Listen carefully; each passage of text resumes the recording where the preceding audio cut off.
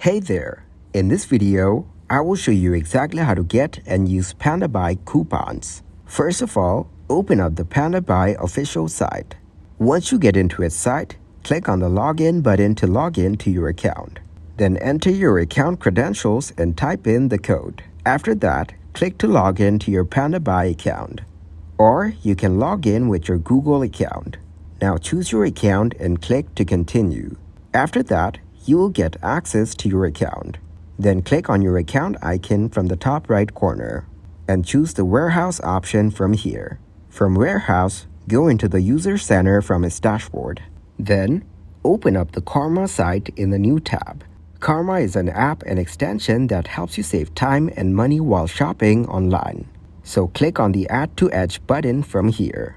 Then you will be able to add Karma add-ons into your computer. Now click to get its add-ons. Tap to add its extension.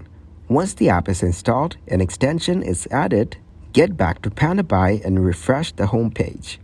And then click on your profile icon from the top right corner. Go into the user center from here. Then click the withdrawal option and go into coupons. Now from here, you will find available user and expired coupons. Thank you very much for watching, and don't forget to like the video and subscribe to the channel.